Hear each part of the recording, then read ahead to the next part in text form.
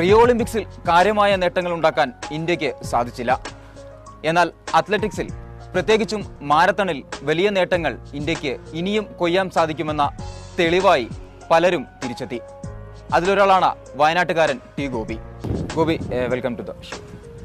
ആദ്യം തന്നെ മീഡിയ വണ്ണിൻ്റെ അഭിനന്ദനങ്ങൾ. കാരണം തൻ്റെ കരിയറിൽ തന്നെ മികച്ച സമയം കുറിച്ചുകൊണ്ടാണ് റിയോയിൽ നിന്നും തിരിച്ചെത്തുന്നത്. എങ്ങനെ കാണുന്നു റിയോയിലെ മത്സരത്തെ? വളരെ നല്ലൊരു എക്സ്പീരിയൻസ് ആണ് എനിക്ക് റിയോയിൽ നിന്ന് വരുമ്പോൾ കിട്ടിയത്. ഒരുപാട് കാര്യങ്ങൾ എനിക്ക് പഠിക്കാൻ ലഭിച്ചു, മനസ്സിലാക്കാനും എല്ലാ അത്ലറ്റിലും കാണാൻ പറ്റി. നല്ലൊരു കോമ്പറ്റീഷൻ ആയിരുന്നു. ആദ്യമായാണ് ഞാൻ ഒരു ഇൻ്റർനാഷണൽ ലെവൽ ഇത്രയും വലിയൊരു കോമ്പറ്റീഷൻ അറ്റൻഡ് ചെയ്യുന്നത്. അപ്പോൾ അതിൻ്റെതായ ഒരു പോരായ്മ ഉണ്ടായിരുന്നു. എന്നാലും ഞാൻ ടാർഗറ്റ് വെച്ച സമയം എന്ന് വെച്ചാൽ 2:12 ആയിരുന്നു. അതെനിക്ക് ചെയ്യാൻ പറ്റിയില്ല. എങ്കിലും എൻ്റെ ബെസ്റ്റ് ചെയ്യാൻ കഴിഞ്ഞതിൽ ഞാൻ സംതൃപ്തനാണ്. ഗോപി, റിയോയിൽ പങ്കെടുക്കുമ്പോൾ മുൻനിര താരങ്ങൾ എന്ന് വെച്ചാൽ രാജ്യാന്തര തലത്തിൽ തന്നെ വലിയ ശ്രദ്ധ നേടിയ താരങ്ങൾ, അവർക്കൊപ്പമായിരുന്നു ഒരു മത്സരം ഉണ്ടായിരുന്നത്. അവരിൽ നിന്നും കിട്ടിയ എക്സ്പീരിയൻസ് എത്രത്തോളം ഗുണകരമാകും മുൻപോട്ടുള്ള ഗോപിയുടെ പ്രയാണത്തിന്? തീർച്ചയായും ഈ റിയോ ഒളിമ്പിക്സിലുള്ള എക്സ്പീരിയൻസ് എനിക്ക് ഇനിയുള്ള വരും കാലങ്ങളിൽ 2017 2018 ഒരു ഏഷ്യൻ ഗെയിംസ് ഉണ്ട്. അതിൽ നല്ലൊരു പെർഫോമൻസ് ചെയ്യാൻ പറ്റുമെന്നുള്ളൊരു പ്രതീക്ഷയുണ്ട്. കാരണം ഇവർ ഈ വേൾഡ് ലെവലിലുള്ള അത്ലറ്റുകൾ ഒരുപാട് പ്രാക്ടീസും നല്ല കാര്യങ്ങളെല്ലാം ഞാൻ കണ്ടിട്ടുണ്ട്. ഇതൊരു എനിക്കൊരു നല്ലൊരു ഗുണം ചെയ്യുമെന്ന് തോന്നുന്നു. അത് ഇനി അങ്ങോട്ടേക്ക് നല്ല ഒരു പെർഫോമൻസ് കാഴ്ചവെക്കാൻ പറ്റുമെന്ന് ഒരു വിശ്വാസമുണ്ട്. അത്തരം അത്ലറ്റുകളിൽ നിന്നും ഗോപി കണ്ടെത്തിയ ഒരു പരിശീലന മികവ് അല്ലെങ്കിൽ എത്രത്തോളമായിരുന്നു അത് എങ്ങനെ, ഏത് രീതിയിൽ ഗോപിക്ക് അബ്സോർബ് ചെയ്യാൻ വേണ്ടി കഴിയും അത്തരം പരിശീലനങ്ങൾ? തീർച്ചയായും ഞാൻ 2-3 നല്ല വേൾഡ് ലെവൽ അത്ലറ്റുകളെ ഞാൻ വാച്ച് ചെയ്തായിരുന്നു. അവർ മാക്സിമം യൂട്ടിലൈറ്റ് ചെയ്യുന്നത് റോഡിനേക്കാളും ഗ്രാസ് പിന്നെ മണ്ണിട്ട റോഡാണ് മാക്സിമം യൂസ് ചെയ്യുന്നത്. അപ്പോൾ അത് എനിക്ക് ഞങ്ങൾ മാക്സിമം യൂസ് ചെയ്യുന്നത് റോഡാണ്. അപ്പം ഇത് കോച്ചുമായി സംസാരിച്ചായിരുന്നു ഈ ഒരു വിഷയം. അപ്പം കോച്ച് ഇനിയുള്ള പ്രാക്ടീസ് അങ്ങനെയുള്ള ഒരു മെത്തഡിലോട്ട് പോകാൻ ഒരു താല്പര്യം കോച്ച് പറഞ്ഞിട്ടുണ്ടായിരുന്നു. ഗോപി, മുംബൈ മാരത്തണാണ് ഗോപിക്ക് യോഗ്യത നേടിത്തന്ന മത്സരം. അതിനേക്കാൾ മികച്ച സമയം കുറിക്കാൻ ഒളിമ്പിക്സിൽ സാധിക്കുകയും ചെയ്തു. എങ്ങനെ കാണുന്നു ആ ഒരു വിജയത്തെ? അല്ലെങ്കിൽ അത്തരത്തിലൊരു വിജയം അല്ലെങ്കിൽ ആ ഒരു ടൈം കിട്ടും എന്ന് പ്രതീക്ഷിച്ചിരുന്നു റിയോയിൽ ട്രാക്കിലിറങ്ങുമ്പോൾ? തീർച്ചയായും മുംബൈ മാരത്തോൺ എൻ്റെ ലൈഫിലെ ഫസ്റ്റ് മാരത്തോൺ എന്ന് പറയുകയാണെങ്കിൽ അതാണ് എൻ്റെ ലൈഫിലെ ടേണിംഗ് പോയിന്റ് എന്ന് പറയുകയാണെങ്കിൽ മുംബൈ മാരത്തോണാണ്. അപ്പോൾ ഇതിനു മുമ്പ് ഞാൻ മാരത്തോണിൻ്റെ പ്രാക്ടീസും ചെയ്തിട്ടില്ല. ഇപ്പോൾ ഞാൻ മാരത്തോണിൻ്റെ പ്രാക്ടീസ് ചെയ്തായിരുന്നു. ശരിക്കും 2:12 ടാർഗറ്റ് വെച്ചിട്ടാണ് ഞാൻ ചെയ്തത്. അപ്പം അത് നാഷണൽ റെക്കോർഡിൻ്റെ ടൈമായിരുന്നു. അപ്പോൾ അത് ബ്രേക്ക് ചെയ്യണം എന്നുള്ളൊരു ആഗ്രഹം ഉണ്ടായിരുന്നു. തീർച്ചയായും ഞാൻ ശ്രമിക്കുകയും ചെയ്തു. പക്ഷേ അത് ലാസ്റ്റ് ഒരു 30 കിലോമീറ്റർ കഴിഞ്ഞതിന് ശേഷം കുറച്ച് ബുദ്ധിമുട്ടുണ്ടായിരുന്നു ഓടുന്നതിന്. പെട്ടെന്ന് ബോഡി ടൈറ്റ് ആവുകയാണ് ചെയ്തത്. അപ്പോൾ അതിൻ്റെ ഒരു ബുദ്ധിമുട്ടുണ്ടായിരുന്നു. അല്ലെങ്കിൽ ഒന്നും കൂടി നല്ലൊരു ടൈം ചെയ്യാൻ പറ്റുമായിരുന്നു എന്നൊരു വിശ്വാസം. ഗോപി, പരിശീലനം മുഴുവൻ ഇന്ത്യയിലായിരുന്നു. തിരികെ റിയോയിൽ എത്തുമ്പോൾ അവിടുത്തെ സാഹചര്യങ്ങൾ, അവിടുത്തെ ട്രാക്ക്, കാലാവസ്ഥ എല്ലാം തന്നെ വളരെ ഡിഫറെൻ്റ് ആയിരുന്നു ഇന്ത്യയെ സംബന്ധിച്ച്. എങ്ങനെ കഴിഞ്ഞു ആ ഒരു കാലാവസ്ഥയുമായിട്ട് നമുക്ക് യോജിച്ചു പോകാൻ? ശരിക്കും പറയുകയാണെങ്കിൽ നല്ല വ്യക്തമായ ഒരു ധാരണയോടെ തന്നെയായിരുന്നു ഞങ്ങൾ ക്യാമ്പ് ബാംഗ്ലൂരിൽ ഷിഫ്റ്റ് ചെയ്തത്. അപ്പോൾ അവിടുത്തെ ക്ലൈമറ്റും റിയോയിലെ ക്ലൈമറ്റും ബാംഗ്ലൂരിലെ ക്ലൈമറ്റും ഏകദേശം ഒരു സെയിം ആയിരുന്നു. അത് ഗുണം ആ രീതിയിൽ ഞങ്ങൾ പ്രാക്ടീസ് ചെയ്തായിരുന്നു. ഈവനിങ് ടൈമിലായിരുന്നു രാവിലെ ചെയ്യേണ്ട വർക്കൗട്ട് ഈവനിങ് ടൈമിൽ മാറ്റിവെച്ച് അങ്ങനെ ഞങ്ങൾ ഒരുപാട് ഇതിന് വേണ്ടിയിട്ട് പ്രിപ്പറേഷൻ ചെയ്തിട്ടുണ്ടായിരുന്നു. അത് എനിക്ക് തോന്നുന്നത് ക്ലൈമറ്റ് ഏകദേശം നല്ല ക്ലൈമറ്റ് ആയിരുന്നു ഞങ്ങളെ ഈവൻ്റ് നടക്കുന്ന സമയത്ത്. അവർ ഓർഗനൈസേഷൻ ചെയ്തത് ഒരു രാവിലെ ആയിരുന്നെങ്കിൽ ഒന്നും കൂടി നല്ലൊരു ടൈം ചെയ്യാൻ പറ്റുമായിരുന്നു എന്ന് തോന്നുന്നു.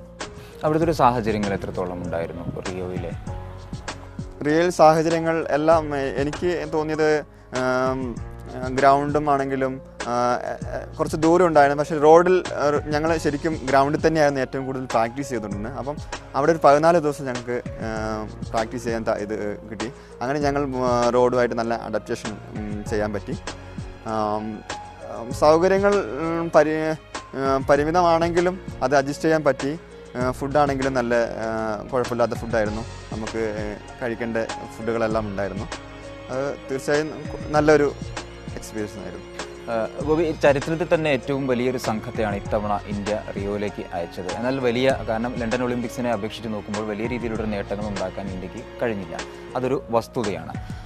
എന്നാൽ അത്ലറ്റിക് വിഭാഗത്തിൽ പ്രത്യേകിച്ചും മാരത്തണിൽ വലിയൊരു നേട്ടങ്ങൾ ഉണ്ടാക്കാൻ ഗോപിക്കും അതുപോലെ ഒപ്പിജേഷിക്കും ഒക്കെ സാധിക്കുകയും ചെയ്തു. മാരത്തണിൽ ഒരു മെഡൽ ലഭിക്കാൻ ഏത് രീതിയിലായിരിക്കണം ഇന്ത്യയിൽ കായിക രംഗത്ത് ഒരു പരിശീലനമായാലും ആളുകളെ കണ്ടെത്തുന്ന കാര്യങ്ങളായാലും ഏത് രീതിയിലുള്ള ഒരു പ്രവർത്തനങ്ങളായിരിക്കണം ഇന്ത്യയിൽ വേണ്ടത്? ഒരുപാട് പുറകിലാണ് നമ്മൾ. കാരണം വേൾഡ് പരിശീലന ലെവലിലാണെങ്കിലും ടെക്നോളജി പരമാണെങ്കിലും നമ്മൾ മറ്റു രാജ്യങ്ങളെ അപേക്ഷിച്ച് വളരെ പിന്നോക്കമാണ്. അത് നമ്മൾ ഇമ്പ്രൂവ്മെൻറ്റ് ചെയ്യേണ്ടതുണ്ട്. അതേപോലെ തന്നെ നമ്മുടെ ഒരു കോമ്പറ്റീഷൻ പ്രിപ്പറേഷൻ ചെയ്യുന്നത് ഒരു 3 മാസമോ അല്ലെങ്കിൽ ഒരു 4 മാസം കാലയളവിനുള്ളിലാണ്. അത് നമുക്ക് നല്ലൊരു പോരായ്മയാണ് ശരിക്കും. മറ്റു രാജ്യങ്ങളിൽ അവർ പ്രിപ്പറേഷൻ എന്ന് വെച്ചാൽ ഒരു ഒളിമ്പിക്സിന് പ്രിപ്പറേഷൻ ചെയ്യുകയാണെങ്കിൽ 4 വർഷം കണ്ടിന്യൂ അവർ അതിനായിട്ട് കോൺസെൻട്രേഷൻ ചെയ്തിട്ടാണ് അവർ പങ്കെടുക്കാൻ വരുന്നത്. അത് നമ്മൾ ആ രീതിയിൽ ശരിക്കും നമ്മുടെ ഗവൺമെൻറ് അല്ലെങ്കിൽ നമ്മുടെ എല്ലാവരും ആ രീതിയിലൊരു സപ്പോർട്ട് കിട്ടുവാണെങ്കിൽ നമ്മുടെ ഇന്ത്യയിൽ തന്നെ ഒരുപാട് ടാലൻ്റായ ഒരുപാട് അത്ലറ്റുകളുണ്ട്.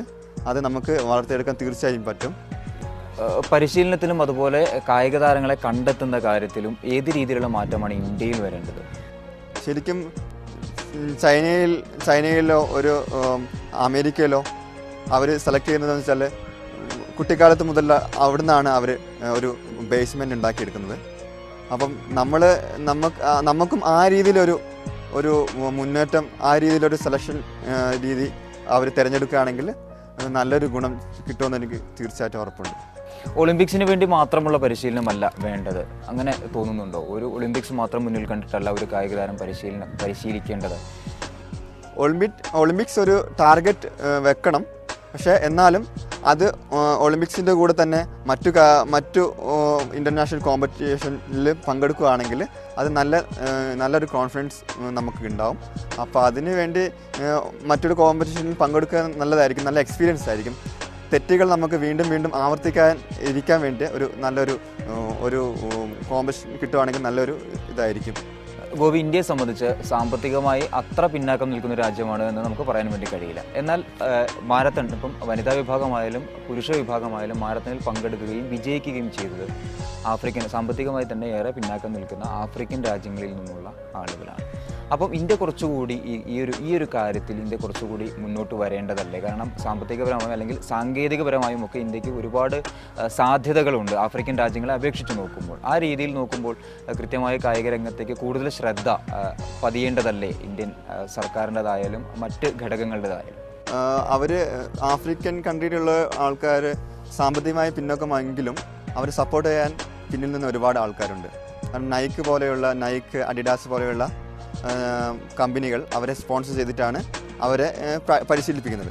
അപ്പം നമ്മുടെ രാജ്യത്തിന് വേണ്ടതെന്ന് വെച്ചാൽ പ്രോത്സാഹിപ്പിക്കാൻ വേണ്ടി ഒരുപാട് പേര് മുന്നോട്ട് വരുവാണെങ്കിൽ ആ രീതിയിൽ അവരെ സാമ്പത്തികമായിട്ടാണെങ്കിലും അവരെ ടെക്നോളജി പരമായിട്ടാണെങ്കിലും അവരെ പരിശീലിപ്പിക്കാനുള്ള ഒരു മാനദണ്ഡം എടുക്കേണ്ടതാണ്. സ്വാഭാവികമായും ഭാവിയെക്കുറിച്ച് ചോദിക്കുമ്പോൾ ടോക്കിയോ ഒളിമ്പിക്സ് ആയിരിക്കും പെട്ടെന്ന് ഓർമ്മയിലേക്ക് വരിക. ഏത് രീതിയിലുള്ള പരിശീലനമായിരിക്കും നടത്തുക? അല്ലെങ്കിൽ ഒരു മെഡൽ പ്രതീക്ഷയോടുകൂടി തന്നെയുള്ള പരിശീലനമായിരിക്കുമോ ടോക്കിയോയിലൊക്കെ വേണ്ടി നടത്തുക?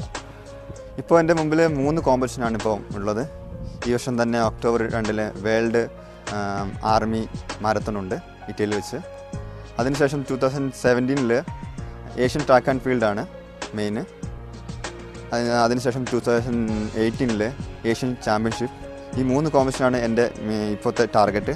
അതിനുശേഷം മാത്രമേ ടോക്കിയോ ഒളിമ്പിക്സിനെ കുറിച്ച് എനിക്ക് പ്രിപ്പറേഷൻ ഇതിൻ്റെ റിസൾട്ട് അനുസരിച്ചാണ് എനിക്ക് അതിന് ടാർഗറ്റ് ചെയ്യാനുള്ളൊരു ഞാൻ ശ്രമിക്കുന്നത്. അടുത്ത ഒളിമ്പിക്സിൽ ഇന്ത്യയുടെ പ്രതീക്ഷ എത്രത്തോളം ഉണ്ട്? കാരണം ഇപ്പം ഒരു വലിയ സംഘത്തോടു കൂടെ ഒപ്പം റിയോയിൽ പോയി തിരിച്ചെത്തിയ ഒരു അനുഭവം വെച്ച് ഈ വർഷം റിയോ ഒളിമ്പിക്സിൽ പോയിട്ട് വരുമ്പോൾ എനിക്ക് തോന്നിയ കാര്യം എന്ന് വെച്ചാൽ നമുക്ക് ഭാഗ്യമില്ലായ്മ ഇതിൽ 2-3 ഈവൻറ്റുകൾ മെഡൽ ഷുവർ മെഡൽ ലഭിക്കേണ്ടതായിരുന്നു. അത് ലഭിച്ചില്ല. തീർച്ചയായിട്ടും ടോക്കിയോ ഒളിമ്പിക്സ് 2020 ടോക്കിയോ ഒളിമ്പിക്സ് നല്ലൊരു പ്രതീക്ഷയുണ്ട്. തീർച്ചയായും നല്ല അത്ലറ്റുകൾ ഇനിയും വരും. നല്ലൊരു പെർഫോമൻസ് ഇനിയും നമ്മുടെ ഇന്ത്യയിൽ നിന്ന് കിട്ടും. അതിനുവേണ്ടി നമ്മുടെ ഗവൺമെൻറ് ശ്രമിക്കണം. ഗോപി കുറേ കാലത്തിന് ശേഷമാണ് ഇപ്പോൾ വയനാട്ടിലേക്ക് എത്തുന്നത്. കാരണം ഒളിമ്പിക്സിൻ്റെ പരിശീലനമൊക്കെ ആയിട്ട് വളരെ തിരക്കുള്ള ഒരു സമയമായിരുന്നു. എന്താണ് കുടുംബത്തെക്കുറിച്ചാണ് ഇനിയും ഞങ്ങൾക്ക് അറിയേണ്ടത്? ഒപ്പം തന്നെ ഓണം പ്രത്യേകിച്ചും മലയാളിയെ സംബന്ധിച്ച് വലിയ ഗൃഹാതുര സ്മരണകൾ ഉയർത്തുന്ന ഒന്നാണ് ഓണം. ഈ ഓണക്കാലത്ത് വീട്ടിലുണ്ടാവുകയും ചെയ്യുന്നു. എങ്ങനെയാണ് കുടുംബത്തെക്കുറിച്ചും ഓണത്തെക്കുറിച്ചുമുള്ള ഒരു കാര്യം? സുൽത്താൻ ബത്തേരിയാണ് എൻ്റെ വീട്. ഞാൻ ഒരു 10 വർഷമായി ഞാൻ ഒരു ആഘോഷങ്ങൾക്കും പങ്കെടുത്തിട്ടില്ല. ഇതെൻ്റെ ഞാൻ സർവീസിൽ കയറിയതിന് ശേഷം എൻ്റെ ഫസ്റ്റ് ഫെസ്റ്റിവൽ എന്ന് പറയാം. ഒരുപാട് വർഷങ്ങളായി നല്ലൊരു ഫെസ്റ്റിവലിൽ പങ്കെടുത്തിട്ട്. ഈ ഓണം എന്നെ സംബന്ധിച്ചോളം വളരെ നല്ലൊരു ആഘോഷമാണ്. എല്ലാ മീഡിയ വൺ പ്രേക്ഷകർക്കും എൻ്റെ ഓണാശംസ. അപ്പം താങ്ക് യു ഗോപി, ഇത്രയും നേരം ഞങ്ങളോട് സഹകരിച്ചതിന്. ഒപ്പം തന്നെ മീഡിയ വണ്ണിൻ്റെ വലിയൊരു അഭിനന്ദനവും ഞാൻ അറിയാം.